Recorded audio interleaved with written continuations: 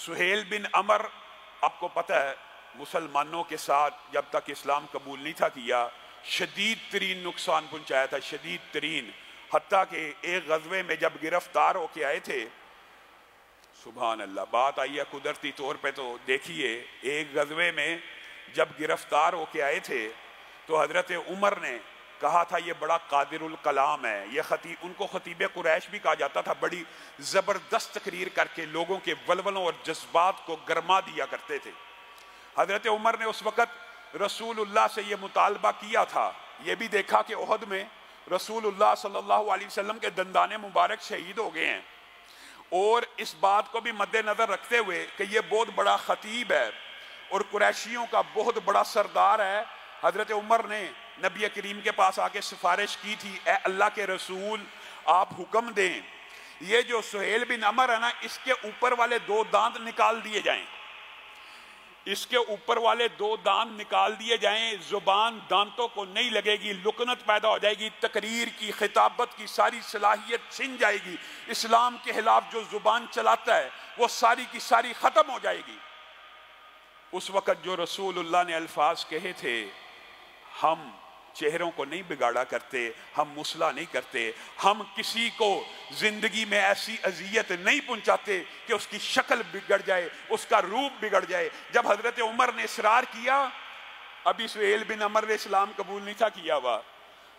جب اصرار کیا تو رسول اللہ صلی اللہ علیہ وسلم نے حضرت عمر کو یہ بات کہی تھی، عمر جس کے دانت توڑنے کی بات کرتا ہے نا، ایک دن آئے گا، ایک دن آئے گا، یہ ایسی تقریر کرے گا کہ تیرا دل اس کی تقریر سے راضی ہو جائے گا۔ ابھی اسلام قبول نہیں کیا، اور حجیت حدیث کی یہ کتنی بڑی دلیل ہے، یہ بات آپ کو میں بعد میں بتلاؤں گا کہ وہ تقریر کیا تھی۔ سہیل بن عمر صلح حدیبیہ میں آپ کو سارے معاملے کا پتہ ہے، جب آئے، پہلے آئے تھے، مختلف لوگ مطالعہ کرنے، انشاءاللہ سیرت میں یہ باب پڑھیں گے، جب سہیل آئے تو رسول اللہ نے کہا سہیل آ گیا، معاملہ سہل ہو گیا، آسان ہو گیا، اور جب لکھا نبی کریم صلی اللہ علیہ وسلم نے اپنا نام، تو آگے لکھا ہوا تھا محمد رسول اللہ، حضرت علی لکھنے والے تھے۔ سہیل نے آگے کہا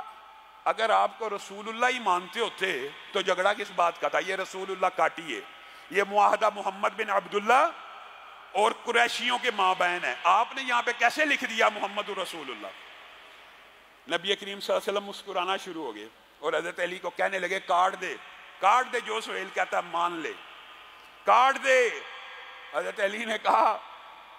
اللہ کے رسول میں نے تو لکھ دیا رسول اللہ، یہ نہیں نافرمانی کی وجہ سے، نہیں، ایک عقیدے کا اظہار کر رہے ہیں حضرت علی، ایک اپنے جذبات کا اظہار کر رہے ہیں، کہتے ہیں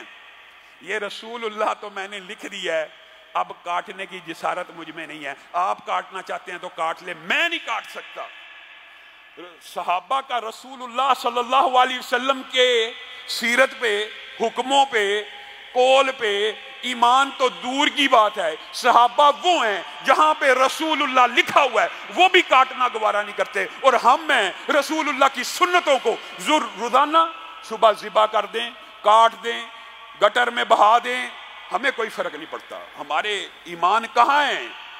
یہ صحابی رسول ہیں جو رسول اللہ کا نام نہیں کاٹنا چاہتے، اور ہم روزانہ سنت رسول کاٹ دیتے ہیں، ہمیں کوئی فرق نہیں پڑتا، اور ہم یہ سمجھتے ہیں یہ بڑا چھوٹا گناہ ہے۔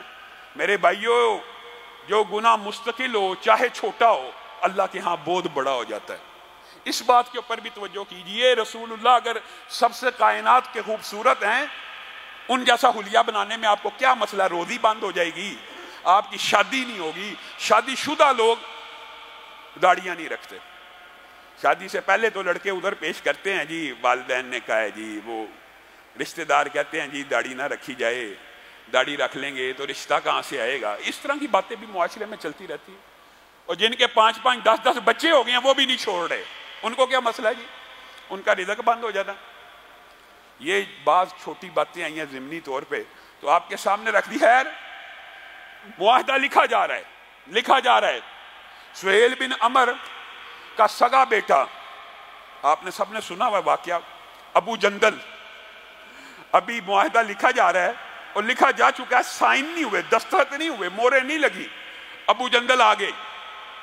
اور مسلمانوں کو مخاطب ہو کے کہنے لگے اللہ کا شکر ہے اللہ نے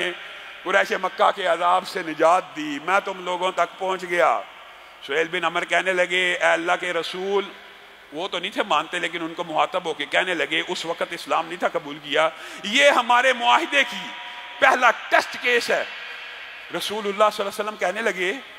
اے سہیل ابھی تو دستخط نہیں ہوئے، معاہدے میں اگرچہ یہ شک موجود ہے کہ قریشیوں میں سے کوئی آئے گا ہم واپس کر دیں گے، لیکن ابھی تو دستخط نہیں ہوئے، سہیل میری خاطر، سہیل میری خاطر۔ رسول اللہ صلی اللہ علیہ وسلم سہیل کو کہہ رہے ہیں سہیل میری خاطر ہی اس کو چھوڑ دے۔ نہیں چھوڑوں گا، سگا بیٹا تھا، کیسے چھوڑ سکتے تھے؟ نہیں چھوڑوں گا، اگر آپ نے اس کے اوپر عمل نہ کیا تو قریش مکہ کی طرف سے معاہدہ کینسل۔ رسول اللہ صلی اللہ علیہ وسلم نے اسی وقت کہا ٹھیک ہے ابو جندل تو اپنے باپ کے ساتھ چلا جا، صبر کی دعا بھی کی، اس کو خوشخبریاں بھی سنائیں، لیکن معاملہ یہ بتانا مقصود ہے کہ یہ سہیل بن عمر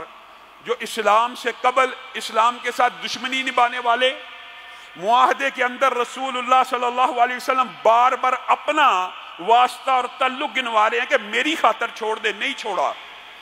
جب فتح مکہ ہوئی تو ان کا بیٹا عبداللہ بھی تھا، وہ بھی اسلام قبول کر لیا ہوا تھا۔ سہیل تیزی سے اپنے گھر کے اندر چھپ کے کہنے لگے آج میں نہیں بچتا، آج رسول اللہ صلی اللہ علیہ وسلم نے مجھے قتل کر ہی دینا۔ بیٹے نے کہا،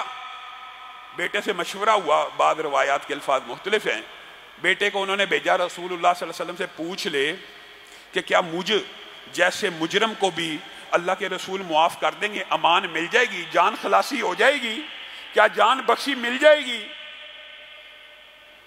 عبداللہ رسول اللہ صلی اللہ علیہ وسلم کے پاس آئے، رسول اللہ نے کہا ہر اس بندے کی جان خلاصی کرتا ہوں جو صرف اپنے گھر کا دروازہ بند کر لے، اس کو معاف کیا۔ سہیل نے دروازہ تو بند کر لیا لیکن دل میں کھٹکا تھا کہ کوئی آ جائے گا، حضرت علی نہ آ جائیں، حضرت عمر نہ آ جائیں، میرے تعاقب میں لگے ہوئے ہیں اور مجھے اسلام کا دشمن جانتے ہیں، اندر گھس کے میری جان کو ختم نہ کر دیں۔ رسول اللہ کے پاس پھر بیٹے کو پیغام دے کے بھیجا کہ امان چاہتا ہوں پکی پختہ، حالانکہ رسول اللہ کا یہی کہنا صلی اللہ علیہ وسلم کافی تھا، جس نے گھر کا دروازہ بند کر لیا وہ امان میں آ گیا۔ خیر رسول اللہ کے پاس بیٹے آئے، رسول اللہ نے کہا لے آئیے، ان کو لے آئیے، میرے سامنے پیش کیجئے، میں محمد صلی اللہ علیہ وسلم اپنے ہاتھ سے اس کو امان کا پروانہ جاری کرتا ہوں۔ اور جب سہیل آئے، رسول اللہ صلی اللہ علیہ وسلم نے بیٹھ جائیں یار بیٹھ جائیں، یہ صفوں کا پھلانگنا خطبہ شروع ہو جانے کے بعد صفوں کا کراس کرنا یہ کوئی معقول اور مناسب بات نہیں ہے۔ رسول اللہ صلی اللہ علیہ وسلم نے سہیل کو جب آتے دیکھا تو اپنے ساتھیوں کے جذبات کا پتہ تھا کہ ایک عرصہ سے انتقام کی ظاہر ایک فطری کیفیت ہوتی ہے، اپنے ساتھیوں کو ڈانٹتے ہوئے کہنے لگے خبردار خبردار، کسی نے سہیل کی طرف آنکھ اٹھا کر بھی دیکھا اور اس کو گھورنے کی کوشش بھی کی، یہ رسول اللہ صلی اللہ علیہ وسلم کا اخلاق ہے۔ اور سہیل آئے، امان دی، امان کا پروانہ دیا۔ سہیل غور کرنے لگے اس بندے سے ساری زندگی دشمنی کی تھی، اس بندے کے خلاف جنگیں لڑی تھی، چند دن گزرے، پہلے بھی آپ کے سامنے رکھا، امان کا مطلب یہ نہیں تھا کہ اسلام قبول کرو تو جان خلاصی۔ رسول اللہ نے اپنے دشمنوں کو اسلام قبول کیے بغیر امان دی، سہیل بن عمر کو بھی امان دی، صرف چند دن نہیں تھے گزرے، اسلام کو قبول کر لیا۔ اور آئیے اس واقعے کی طرف، اگرچہ تاریخی روایات میں بعض اشکال موجود ہوتے ہیں۔ سندن رسول اللہ صلی اللہ علیہ وسلم نے جو بات کہی تھی نا، ایک وقت آئے گا اے عمر تو سہیل کی تقریر سے راضی ہو جائے گا، تو وہ واقعہ کیا تھا یہ بات بھی یاد رکھیے۔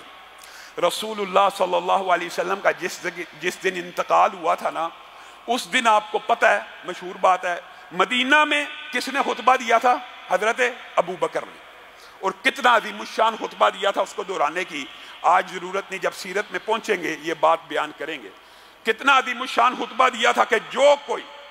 محمد صلی اللہ علیہ وسلم کی عبادت کرتا تھا وہ سوچ لے، سمجھ لے، پختہ عقیدہ بنا لے کہ محمد صلی اللہ علیہ وسلم فوت ہو گئے ہیں، اور جو کوئی اللہ کی عبادت کرتا ہے تو اللہ تو ہمیشہ رہنے والا ہے، اور रसूलुल्लाह सल्लल्लाहु अलैहि वसल्लम के बारे में कुरान की आयतें पढ़ी, जो खुतबा, इत्तफाक देखिए, मदीना में हजरत अबू बकर ने दिया था, इसी तरह जब मक्का में रसूलुल्लाह की फौतगी की इतला पहुंची, वहां के लोगों की भी यही कफियत थी। जिसने कहा रसूलुल्लाह फौत हो गए हैं, हम उसकी गर्दन को उड़ा देंगे, वही कफियत मक्का में भी थी। तो सुहेल बिन अमर ने बैन वही आयतें और उसी से मिलता जुलता खुतबा मक्का में दिया था जो हजरत अबू बकर ने मदीना में दिया।